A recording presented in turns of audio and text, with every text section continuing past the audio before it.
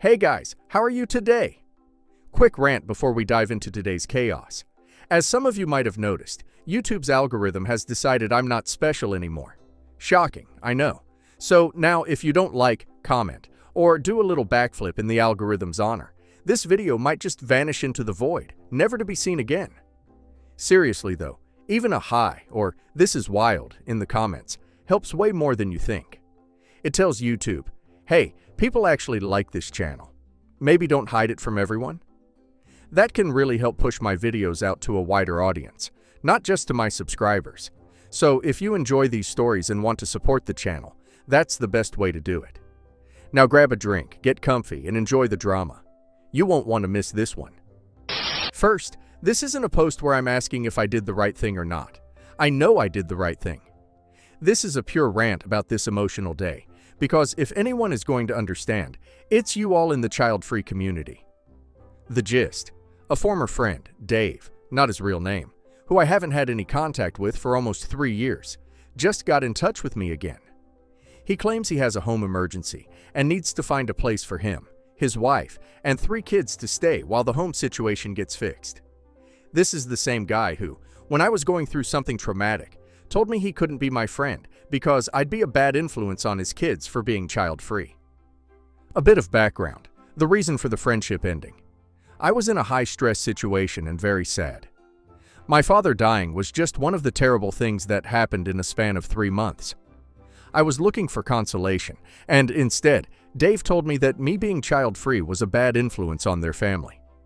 He had a wife plus 2 kids then. In short, they didn't want to spend time around me as I wasn't worth it, when they had more valuable friends. This was someone I had known since graduate school and had spent a lot of time doing fun stuff with, like rock climbing. Dave and I were among a group of mutual buddies that regularly rented out lake houses or winter lodges for summer and winter sports activities. We're talking over 10 years of friendship. Then to just ditch me because he thought I wasn't useful hurt a lot, especially when I was dealing with some really sad stuff. Even more so because I was there for him when he found out his mom had cancer, and then was there for him at his mom's funeral. Like I said, I haven't spoken or texted him in almost 3 years. I chalked it up to people getting really weird when they have kids, that they fall into a traditional conservative mindset where anyone who isn't wanting or working toward a leave it to Beaver 2.5 kids situation is somehow suspect. Then today, I see a text pop up on my phone from Dave. I never erased or blocked his number from my phone, so his name was still saved, and there it was. He asked me to let him and his 3 kids stay with me at my house because their water heater broke, and it's kind of an emergency situation. He knows I now live in the same city as him, and it would be a really big favor. Okay, so lots of emotions with that. Apparently, since he told me I'm a bad influence, he and his wife had a 3rd kid, co-baby I guess. My biggest question was, why ask me of all people? I asked Dave why he's asking me to do this for him. His response was basically that he's all out of options, and that no one has room for him and the 3 kids, especially with his 5-month-old. I asked him why he couldn't arrange a hotel room for them. He said that would be really expensive, and they're in a lot of medical debt already from their newest kid having to be in the NICU when he was born. I said that sounds tough, but again, why me? He said he knows I helped out someone last year with emergency housing and saw that I had enough extra room for guests. So, since I was so generous back then, I could be generous with him now. I knew exactly what he was talking about, but I really wanted to know how that situation, which was delicate and private, was any of his business. He said it was posted on Facebook by the couple I helped. Quick segue. About this time last year, one of my good college friends, Kate, who has lupus, got COVID-19. She was being so careful too. It sucked because this was before vaccines rolled out first for vulnerable people. She's my age, mid-30s, and very healthy aside from lupus. She's a marathon runner actually. Kate's lupus ended up making COVID even worse, and she ended up in the ICU. On top of that, she was pregnant, and her husband had to make the decision to save her life over the fetus. Basically, it was either giving life-saving medicine and care to Kate at the expense of her fetus, or she dies. Thankfully, he's a good guy and let the doctors end the pregnancy to save her life. Kate's mother was awful and said that her daughter should have died with the baby. She said Kate's life is not worth much anymore, and even tried to bring in a priest to give her last rites. Kate was in a coma at the time. This caused a huge dramatic fallout, as you would imagine. Kate's brother and his wife needed a place to stay away from their mother immediately. I had an extra room and lived within easy distance from the hospital. They stayed with me for 2 days until they locked down a hotel room in one of those long-term residence hotels. No one was sure Kate was going to make it out alive, so they understandably wanted to be nearby. They lived out of state and had been staying with the awful mother while their sister was in the hospital. Thankfully, Kate made it out alive and has since disowned her mother. She actually remembers, while in the coma, hearing people talking about the priest trying to break in. I let the brother and his wife into my home because these were good people. They have always been supportive and still are some of the most gracious people I know. Apparently, unbeknownst to me because I'm not on Facebook, either Kate's brother or his wife posted something about how much of a decent person I was to help them out in a dire moment of need. A light during a very dark period for them. They told me as much to my face, but I didn't know they shared it on social media. So, back to today. Dave saw that post last year, kept it in his head, and thought I would let his family and kids into my home with open arms. Frankly, I told him to shove it. I was pissed he was trying to guilt me into letting him and his family into my house for an unspecified amount of time. He knows I'm child-free. Hell, he even said me being child-free is a bad influence on his family. Yet all of a sudden, when it's convenient for him, I'm magically not a bad influence, and he should be able to waltz back into my life without even a single apology for the awful things he said 3 years ago. I told him being child-free means I don't want kids in my house for an extended period of time. If I did, I wouldn't be child-free. That I was not going to disrupt my life and my 2 cats to be a bed and breakfast for his 3 kids. He said I was selfish, and to think of his kids, that there's no hot water in his house. I told him tough. He can whip out a credit card or get one of his relatives to cover a hotel stay. He gave me more excuses, brought up their medical debt again, and said it would only be for a few days. I said that multiple days for a broken hot water heater sounds extremely suspect. Stuff like that can be fixed relatively quickly. I know residency laws in our state, and if someone stays 7 days in someone's home, they can claim tenant rights. I was not about to risk this turning into a thing where I can't get rid of them. He told me off and said he'll blast me all over social media and to all my friends, that I won't help a family of 3 in an emergency, that I want little kids to suffer. I told him to pound sand. He hasn't been a friend for years. He doesn't even know my address. All he knows is that I live somewhere in the same city and that I live alone. He can blast me on social media all he wants. I'm not on Facebook, so I don't give a single damn what the gaggle of Karens think of me. I told him social media isn't real life. If he actually shares this with my real friends, they'd laugh right in his face. I told him I have all his texts as proof of the way he spoke to me, how he's a hypocrite. I told him he used to be a decent guy, that we had a lot of nice times together, that I'm still sorry about his mom, and sorry that he went down this path in life since it sounds like he must be really miserable. But that he's a bad influence in my life, so I just can't have him around. I'm sure he'll understand, since he said the same about me. That was the gist of the last thing I said. He went off until I blocked him. I'm really sad about it. He really used to be a decent person back 10 years ago, and his mom was a lovely woman. I'm now bracing myself against flying monkeys who may come out of the woodwork and try to guilt me into taking in his family. Can't wait to tell them to take in his family themselves. I already talked about the situation with my 2 best friends, and they were both shocked that Dave was so brazen and had no shame. They thought it was suspect that he was so pushy about getting into my home for days. One friend said her water heater broke recently, and she had a plumber come out the same day. It only took a day for it to be fixed. Being against the hotel idea was a red flag to them. They're curious what the whole story is. I agreed that it feels like something's missing. I do feel a righteousness about all this. I know I did the right thing. I hate that a previous kindness was used as a weapon against me.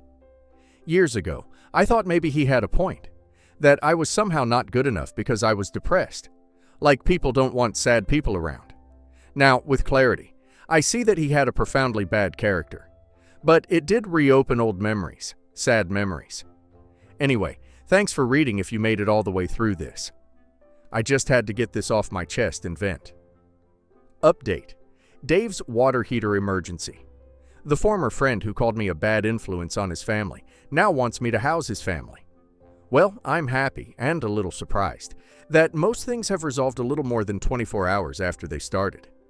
I guess this is the benefit of people working on your behalf behind the scenes.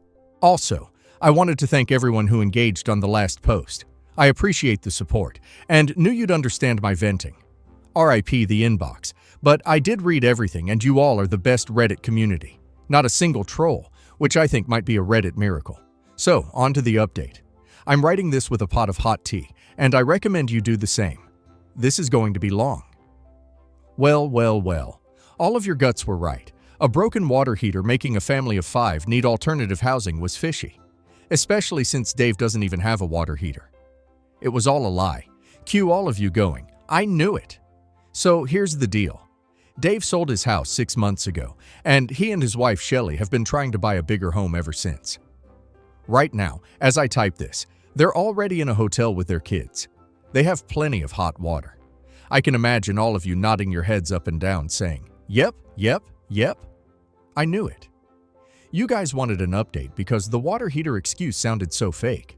So here it is. Seriously, get yourself some tea. My sister, who's in another time zone and has a few hours on me, apparently has been working on finding out about Dave.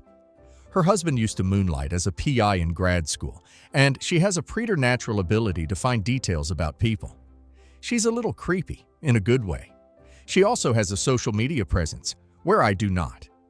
I gave her Dave's full real name and the things I knew about him, like an address I had for him, and the names of his wife and the 2 kids I knew.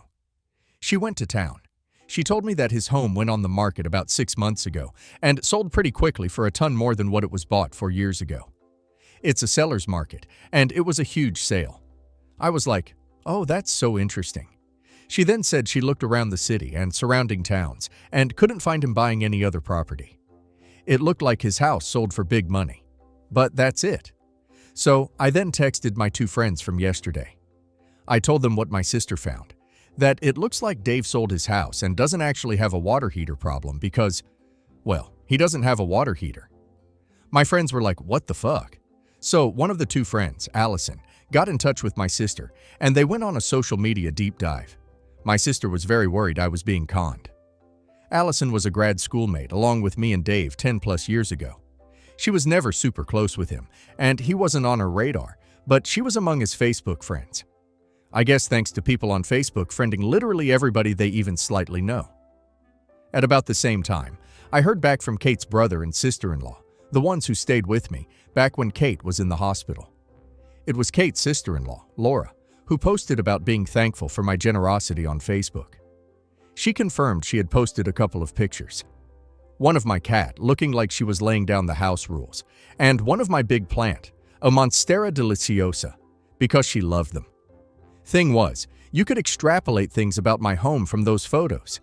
Tidy, large kitchen, nice pantry. This will be relevant.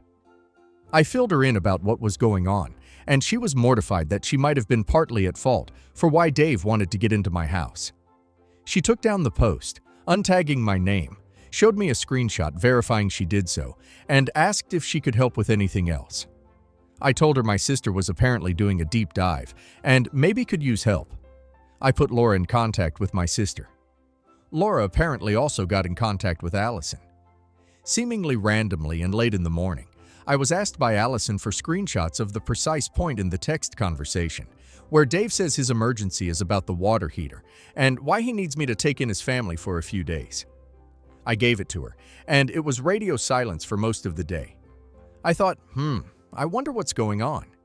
So in the early evening, I get a lot more of the story. I got texts from my sister, Allison, and Laura. I'm going to try and bullet point it since it's a bit circuitous. Here's what they found out. Dave and his wife Shelley did sell their house 6 months ago. They wanted more room and bedrooms for their now 3 kids and wanted to upgrade. Being a huge and wild seller's market, their home had accrued high 6 figures in equity since they bought it. They were excited to put it on the market. Dave and Shelley wanted to get top dollar for the house, so they sold it without a contingency that they first needed to buy another home before the sale went through. Dave was convinced that, with the huge sale, they could get another one quickly. Their house sold fast, and there was a bidding war. Dave bragged about it. He and Shelley then tried to buy another home, except it wasn't easy at all. All the homes they put bids on went to someone else who outbid them. When the buyers of their old house took possession, Dave and Shelley had to move out. They didn't think this was a big deal at first. A friend of theirs took them in, with the understanding that it would be temporary while they actively looked for a house. They were, but they kept being outbid. They refused to lower their expectations or adjust their budget. They would not look at homes the same size as their old one because the whole reason for selling was to upgrade. They couldn't win any bidding wars. Dave refused to increase the budget. Their third kid was born premature and was in the NICU, so they do actually have medical debt. He doesn't want to spend more money or take out more loans. So Dave, Shelley, and the 3 kids go to someone else's place to stay. They continue looking for homes and can't get one. This repeats now to a third person's home. At this point, people are trying to tell him maybe it's a good option to wait out the housing bubble until it's not such a seller's market and just rent an apartment in the meantime. Dave shoots this down, saying an apartment costs money, akin to a mortgage. If he's going to pay monthly, he wants it to be a mortgage. He thinks renting is a money drain. Shelley is even angrier at the suggestion. She doesn't want to live in an apartment smaller than their old home. Dave's family overstayed their welcome. People got annoyed. Dave and Shelley wouldn't chip in for groceries. They moved again, to a 4th person's home. A month ago, they ran out of options for free housing. Hilariously, they were all run out because people needed the rooms for their own family coming for the holidays. No one wanted to take the freeloaders in anymore. Shelley is a school teacher in the city, and because of that, and the kids being back in school, they needed to stay local. But their only remaining options were Dave's brother, 2 hours away, and Shelley's parents, 6 hours away. Neither option was good for jobs or school, so Dave and family needed housing ASAP and booked a hotel. They're upset about it because their kids are loud, and hotel staff keeps telling them to be quieter. Dave and Shelley complain constantly about how unfair it is that they can't get a house with all the money they have. To be clear, they have more than enough money to afford living in a hotel, which is still way pricier than renting an apartment. Dave likes the hotel because there's no lease and they can leave anytime. They also have maid service. Shelley goes all poor me, because she says the kids are so sad they don't have a backyard to play in, and that being in a hotel doesn't let the kids be kids. Slight segue. Allison goes back in Shelley's posts and finds a situation in which she and her friends are talking not so nicely about me. It was at the start of the pandemic, when people were freaking out and panic buying toilet paper and food. A person I used to go to grad school with, a former friend, contacted me, supposedly to check in. Her real motivation was to get me to give her my food. I have a chest freezer and a well-stocked pantry, something passed down from my grandma who survived World War II. My mom did it, and now I do it too. This friend knew that and said she needed me to give her some of my food because I don't have kids to feed. She said her kid is a picky eater and that I probably have a bunch of frozen chicken to spare. I was stunned by the audacity and told her that if she was desperate, there's a food bank. I wasn't giving away my food because her kid only eats homemade chicken nuggets. It wasn't a food shortage, just panic buying. I told her to go early in the morning midweek when stores restock. She called me selfish. Apparently, she took this to social media to talk behind my back with others, including spouses of our grad school friends. Back to Shelley's posts. Shelley supported the woman who tried to get my food. She called me selfish for not helping a mother. She said it's weird that I keep so much food around when it's only me, and that I obviously have problems. If you guessed that Dave's bad influence comment was Shelley's idea, you're correct. When Laura posted about my generosity last year, Shelley commented all sweetly about how nice it was for me to help, and how my home looked amazing. This web of friendships is complex. Basically, it's a lot of people who know each other from grad school. Grad school was tough, and we all let off steam by organizing vacations before most of us were married or had kids. I always invited my close college friends who stayed in state to the group trips. We'd all pitch in to rent lake houses or ski cabins. Anyway, recent posts have Shelly going poor me because her kids are sad about not having a backyard. Then there's a weird Shelly post 2 days ago saying her family found a place that's so cute and her kids will finally be able to get out of the hotel. She says it has a great kitchen for her kids. Q Dave texting me yesterday, asking, after no contact for 3 years, that his water heater broke and he needs me to take in his family for a few days. Obviously, you all know I told him no. My friend saw that Dave and Shelly made passive-aggressive posts this morning about how society is terrible nowadays when friends renege on offers to help families with kids. Shelly says her cute home situation fell through. She gets sympathy from her Karen friends, saying her kids are so disappointed. That's probably when Allison asked me for screenshots of the texts about the broken water heater. Allison went on a tear. She shared the screenshots publicly, proving Dave lied. She and Laura started calling them out, revealing that Dave and Shelly didn't have a housing crisis. They were just trying to get into my home for free. Laura called them huge assholes for trying to take advantage of me. Allison ripped into them, reminding everyone that 3 years ago, Dave dumped me as a friend, calling me a bad influence because I'm child-free. Now he was crawling back for favors. People piled on. Some called him cheap. Others who'd housed his family before came forward saying how dirty they were, how the kids had no manners, terrorized pets, and how relieved they were when they left. My real friends defended me, saying I was kind and helpful and didn't deserve this. Even Dave's own brother commented, saying he was disgusted, that he remembered how much I helped their family when their mom died, and that she'd be rolling in her grave over how Dave was treating people. My sister even Zoomed me and screen shared all the chaos so I could see it live. Maybe that's why I never got a single message from Flying Monkeys. I was expecting harassment, but none came. Dave told me he was going to blast me on Facebook. Instead, he got blasted himself. How stupid. How incredibly stupid. He must have thought, since I'm not on social media, that I'd never find out he was lying about the water heater, or that he was living in a hotel enjoying endless hot water. I feel like I dodged a nuclear-tipped missile. After thinking it through, I believe Dave and Shelly were going to try and squat in my home. He went off when I mentioned the 7-day tenant rule in our state. It fits. He's a cheap bastard who didn't want to pay hotel fees or rent. He'd exhausted all free housing options and thought I'd be the perfect target, a single person with space and no kids. His wife knew I had a nice home and plenty of food. They have a reputation for eating people out of house and home. If they'd stayed a week, they'd have tenant rights. Evicting them could have taken months. It's much easier to run a scam on a single person than on a family with their own kids. He just wanted free housing while hoarding cash for a 4-bedroom house. I don't know for sure, but it makes sense. So, I decided to send him one last text. I unblocked him and sent this before reblocking. Hey Dave, so I found out you were lying about that water heater. You don't even have a water heater. You're living in a hotel along with sitting on a huge pile of cash from selling your old home. I think it's real shitty of you for lying to me and trying to get into my home to leech off me. Especially because you destroyed our friendship when you called me a bad influence on your family. I didn't tell you back then, but I'm telling you now, you are trash. Your mom would be ashamed of you. I see it's all projection, because you are the bad influence, not only on my life, but on the lives of others. If you really believed I was a bad influence, you never would have tried to get your family into my home this week.